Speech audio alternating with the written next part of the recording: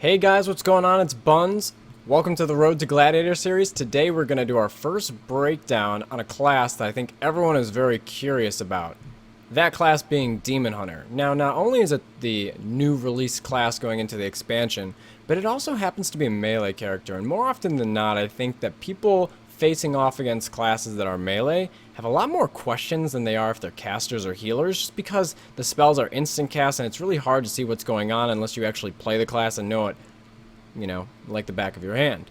So I thought that for the sake of myself, I had a lot of questions with Demon Hunters, and I thought that it would help a lot of other people as well too if I could just go over the basics and give you guys an idea for how the Demon Hunter class works. Now, the first ability that has blown my mind in a numerous amount of twos now is Soul Rending. Soul Rending is a talent that you take in your 104 row, and you gain 100% leech while Metamorphosis is active. And Metamorphosis can proc in a lot of different ways outside of it just being a 4-minute cooldown that lasts for 30 seconds. You have a lot of other talents that you can pick as a Demon Hunter that make Metamorphosis proc. So while that's active, you have 100% leech, which is a insane amount of healing, especially when you're talking about twos, really good uptime. And basically, it's one of the big abilities and one of the key proponents for keeping Demon Hunter survivability so high through the roof. Now, the other thing that Demon Hunters have as well too is Blur. Blur is a cooldown that they can pop on a 1-minute cooldown, so they can shove it really fast, and it does 35% damage reduction and 50% dodge. I mean, that is one of the top defensive cooldowns in the game right now. It's on a 1-minute cooldown. You can literally shove that, and it lasts for 10 seconds. That's really, really, really strong. And then you pair that with Soul Rending, you have some serious uptime healing there. And it's based off of your damage done, and Demon Hunters are not only doing huge burst damage, but they're also doing great sustained damage, so it's a really good talent to pick for them. And I'm going to talk about later on in the video how we can work to combat that, and things that I've had success for dealing with that. Now, another talent that you might see people play in certain twos compositions or in 3v3s is called Desperate Instincts, which you would have to make the choice to give up Soul Rending if you go that route. But Desperate Instincts, basically, when you drop below 35% health, you will gain the Blur effect. So it would basically put your Blur on a 30-second cooldown if you were procced below 35% health. So theoretically, you could have it up, 30 seconds as opposed to a minute, but it's pretty much automatic at that point. It's at 35% health, but it's not a bad choice maybe depending on what comp you're playing in threes. Now, one of the other things too, or two more things I want to cover in our normal talents here, is the Master of the Glaive. Now, some of you guys have probably noticed when you guys are going against Demon Hunters that you're getting hit by these throwing glaives coming out of the sky, and sometimes they're going to slow you. Well, that slow is a talent. And that's important because it's going to also give you information about their class. And I feel like one of the things that I'm learning already going into the expansion is that there's a lot of different talent choices, but having a good understanding for which talent choices are which are going to give you a better idea for how to approach that situation and that game specifically. Because I think that there's some talent choices, which I'll get into a little bit later once we reach the honor talent system, that are night and day, very different on how you face that, how you face the spec, and how you face that build. It's a better way to put it. So Master of the Glaive basically gives you 2 charges of your glaive, and it puts a snare on you. And really, that's the Demon Hunters, one of the only ways that they can actually slow people. So having that up is really beneficial, but it's good for them to have uptime, but it also lets you know too that they're missing out on 2 really big cooldowns. Unleash Power, which reduces the fury cost of your Chaos Nova, which is their AoE stun for 5 seconds, and it also reduces the cooldown of that significantly. I think it puts it to like 20 to 24 seconds as opposed to a minute. So they're missing out on that if they're going with Glaive, or if they choose that. If they choose Unleash Power, then they're missing out on Glaive, which is a slow. And then finally, the last option that they have in that row is Demon Reborn. And Demon Reborn, invoking Metamorphosis also resets the cooldown on their I-Beam, their Chaos Nova, and their Blur. So that's a pretty big cooldown in terms of if you want to go in and just straight up burst a team, but I think the longer the game goes, you'll probably find your other 2 cooldowns more significant, but it is nice to be able to have those I-Beams maybe back to back, or the Chaos Novas quickly if you do need the CC, or the Blur defensively, but I think in longer paced games that the other 2 cooldowns are going to be a little bit more reliable, but that's just from my first take. Finally, the last thing that we have in the normal talents is you have, in the last row, you have Chaos Blades versus Demonic. Now, this is big. And a lot of times in 2v2 games, you're going to see people playing Demonic. Demonic causes your I-beam to make you enter your Metamorphosis form for 5 seconds after it finishes dealing damage. So, that's really good if you pair that with Soul Rending, which is going to give you the 100% leech when you are in Metamorphosis. It's one of those ways that I was talking about earlier when you're in. There's a lot of different ways that Demon Hunters can trigger Metamorphosis outside of actually using their cooldown. Demonic is one of those. Now, if you see them use Chaos Blades, though, Chaos Blades increases all damage done based on their mastery for 12 seconds, and while active, their auto attacks deal 200% increased damage that goes through as chaos damage, which is important depending on what abilities you have. You might be able to use something differently. Like, I might actually be able to cloak their auto attack damage since it is coming through chaos, so it does change some things up with that sake, that it does switch what form it is in. But the bigger thing than that is that if you see a Demon Hunter pop Chaos Blades, you know that they're not going to have quite as much healing with their I-beam combination into Metamorphosis. So you'll have a better understanding that, okay, they're going for like an all-in build with Chaos Blades. Maybe they'll run Nemesis in their Honor talents, but just have a better idea for what cooldowns are going to be available depending on what they choose. If they use Chaos Blades early, that pretty much means they're not running Demonic. So, that pretty much covers it for the talents. Now, the big thing that I wanted to get you guys, and this is one of my biggest questions, is you guys have probably been wondering this too. When the Demon Hunter is like in the middle of the map and you're going on him and you got through Blur and then he literally leaps like 50 yards in the air, I'm like, why is that a thing? You already have double jump, you're gliding around. Anyways, I wanted to know how they got that ability, and basically it's a choice they have to make in their last Honor row talents, and it's a really big choice. Now, the ability is called Rain from Above. Rain from Above is on 1 minute cooldown, and it lets you just launch into the air and shoot people with Fell Lances, which are like glaives. They do a lot of damage, though, and they're pretty much in a safe spot while they do that for a very long time, anywhere from like 5 to 10 seconds. But the kicker with that is they miss out on Detainment. Now, Detainment allows them to use their birdcage looking ability, which counts as a sap on humanoids. So that is a really big deal. Really, really, really big deal. So if you see a Demon Hunter leap into the sky, you know that they can't CC you with Detainment, which is huge. And vice versa. If you see someone use Detainment, you know that they don't have that defensive at the very end to shoot themselves up into the sky and do damage to you. So that is huge, and I think that's really important to be able to be paying attention to that when you're facing off against people in Arena. It's one of those abilities where if you know they have one, they don't have the other. I think that's super important for people playing right now. That's probably the biggest ability that I would look out for, and keep an eye on that when you are playing in your games. It's something that I have to get better at, and I'm going to have to get used to with not only Demon Hunter, but every other class looking through their talents, is seeing what talent they choose. What are they missing out on for going that build? And that's something I'm going to be breaking down when we continue doing a lot of these class guides and class breakdowns. So, the other two Honor talent abilities that I wanted to cover is Cover to Darkness. Now, I think Cover of Darkness is a no-brainer. So, Darkness is an ability that they get on a 3-minute cooldown that it drops a dark aura on the ground, I guess is a good way to put it. It drops a dark aura on the ground, and anyone that's standing within, I think, like 8 to 10 yards has a 15% chance for abilities on them and attacks on them to be completely missed. Now, what Cover of Darkness does is it increases that effect by 50%, so it makes it 65%. That's a really big cooldown for Demon Hunters.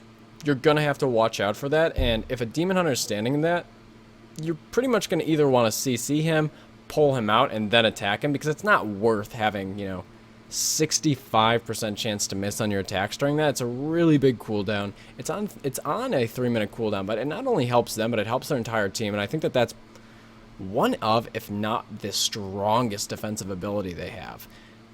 Really good, but keep that in mind when you're dealing with Demon Hunters. And then finally, you have Awaken the Demon Within, which is just another mark that I checked down. It's another way for Demon Hunters to get Metamorphosis. So basically how it works If you reach 50% health, you automatically gain Metamorphosis for 8 seconds. This effect has a 1-minute cooldown, but in addition to that, the duration of Metamorphosis will be refreshed up to the maximum duration of 8 seconds if the Demon Hunter reaches 20% or below. So let's say you get procced at 50%, right? And, you're kind of going up and down, you hit 30%, maybe the cooldown's about to go out, you're like 4 seconds left, and then you hit 20%, it completely refreshes back to the 8%. So once again, while they're in Metamorphosis, they're doing more damage, they have more haste, and if they're spec'd into Soul Rendering, they're getting a lot of healing, right? They're going to get a lot of leech back, so it's just something to keep in the back of your mind. That's not an ability you can really play around, but just something to keep in mind when you're dealing with it, that they do have that available to them. So if you think you've got them low enough, you might be surprised. They're really tanky to go through. Like, to me, Demon Hunters seem like a melee Ellie Shaman of, like, last expansion, where they're just, like, maybe Ellie Shaman's a bad comparison, maybe like an in-hand Shaman. They're just so tanky. They have so many cooldowns you have to get through that it's just really, really overwhelming. That's another one of them that you're going to have to combo through. Now, I think that for the sake of the video, I think it's important to talk about your game plan when you're going up against Demon Hunters. So for myself, I've been playing a lot of 2s recently, and I have to say the first thing that really determines everything is both teams' compositions, right? So this is what I've had success and what I haven't had success against. So if I'm playing a rogue, that's the class that I'm playing, which I think is really good. It's probably the best melee class for dealing with Demon Hunters, but it's still hard because Demon Hunters are going to have the best defensives against melee, right? With Blur having the 50% dodge chance on top of the damage reduction. It's just shoving that on a 1-minute cooldown is insane. So melee are going to have a huge difficulty killing them. So for double melee, I've noticed that you have to go really all in one way or the other. You either have to commit all of your damage and stuns onto the Demon Hunter and chain it out so that he can't get out, and he's probably going to trinket your first CC if you end up going on him. So if I open on him with a cheap shot, like, more than likely he's going to trinket that, and I can follow that up with either another cheap shot or a kidney, but I need to chain that for as long as possible, because as soon as he comes out, he's going to pop Blur, he's going to pop Metamorphosis, and that's going to be a huge problem. Now for myself as a rogue, and if anyone else is out here too, there's a little caveat that probably applies to you that not other melee classes can have. Something that I've had some success with just over the past day or so, having a lot of practice playing against them in arenas, is you can also fake out Demon Hunters where you convince them that you're opening on them. So you do open on the Demon Hunter with the stun, and more than likely they are going to trinket your first stun because they can just shove the cooldowns really quickly. But if you coordinate with your partner and you're running a double melee team and you say after he trinkets the first stun you can blind him, you're going to be in a really, really good spot for killing their partner. Because you'll get their trinket, put them in a full blind, you can start attacking their partner, and then you can go back to them and put them in a sap, either from vanishing or through a shadow dance, shadow stepping back to them. You're going to be able to just keep them out of the game for such a long time. So if you are playing a rogue, I think that's one way you can go about it. If you feel like killing their partner would be easier and just getting the Demon Hunter locked out, that's an option. But I think that for most melee classes, you're going to have to commit all the way in, right? Because I think rogue is probably the one exception of melee classes that will be able to deal with that. So most melee classes, I think, will either have to commit all the way in or have enough CC to put on them and just try to hold them off while they kill the caster. Now, I think if you're running a melee caster kind of a build, like let's say, for my case, like let's say you're running like rogue mage, right? I think you have the option to determine what his partner is and deal with him that way, right? Because the thing about Demon Hunter is if you leave him there and you decide not to kill him, he's going to do a lot of damage. So you have to have CC for him, or you're going to take an enormous amount of damage in burst and also sustain. So let's say, for instance, that you are they're playing with the Demon Hunter is playing with a mage or a Ret Paladin. Well, in that case scenario, it would be very worth it if they're playing with a Ret Paladin, for example, to go on the Demon Hunter, right? Because my mage is going to be able to do a lot of damage even when he pops a Blur still, and he'll be able to take Bop off. So he's going to have the least amount of cooldowns that we have to get through. Or if we really feel like we can manage it too, in that case scenario as well too, we could sap and put him into sheeps and rotate through that as well too, but I think going with the killing option there is going to be better. But for, let's say that a demon hunter is playing with I think a good, like a rogue or a feral, then I think that in a lot of situations, you'll have to open on the demon hunter to get the pressure for the rogue or feral to open since they're stealth. But then immediately as they open, I think you can swap the CC onto the demon hunter and just hard swap onto the rogue or feral that opens with just a blind and get their trinket and then put them in a full kidney and just do huge damage to their partner class. Now I think another class as well too that you could tunnel really hard is a warlock if you're able to put the CC out, if you have enough between your melee caster team. So for my example, I think Mage Rogue's probably the most CC that you possibly could get, so that's a pretty big example, but I think that being able to deal, you either have to deal with the Demon Hunter and kill him very quickly, or have enough CC where you can rotate around and kill their partner within, you know, maybe a 15-second window at most, or be able to get the big cooldowns out of them at least to be able to deal with it. And I think if you're running a double caster, I think you're pretty much fucked. I'm gonna be honest with you. I think you're really in trouble because right now the melee, the meta's favoring double melee, especially in 2s and in 3s for that matter. Really favoring melee right now, and I just think that double casters are not going to be able to deal with demon hunters. But if you have to, probably kill him. Unless you have enough CC to rotate through it, which you probably won't. You'll probably have to kill him and then deal with his partner because it's just so much damage. Really tricky class to deal with. You're going to have to get a feel for it yourself as well too, because it very much depends on what class you're playing and what class he's playing with. So the examples I think that are favorable for killing the Demon Hunter are Mage Ret, because Mage you have to wait for really long, you have to wait through block, and he's just doing too much damage during block, and same thing with Ret. If you have to wait for bubble, you know, 8-second bubble is waiting too long. The Demon Hunter is doing too much damage during that time. It's just better to go the Demon Hunter. But classes that I think it's favorable to swap onto the partner after they open is Rogue, Feral, Warlock, Warrior. I think all those classes are favorable to swap onto the partner when they do open, or if they're available right away like a Warrior or Warlock. That's my general overview right now, and I think I haven't played that much 3s as of yet, just because it's still skirmish mode, but I think in 3s a lot of time when you're going against Demon Hunter, if you're running, it's the same thing with if you're running double melee or if you're running melee caster, double caster. I think in 3s the double caster is going to have a much easier time CCing the Demon Hunter, and if they want to choose to go him, if he's the best target to go, then you can. But I just think that Blur is too good of a cooldown in general. Like 35% damage reduction and also having Darkness, I think it's going to be not favorable for casters. I think there's a lot of better targets to choose.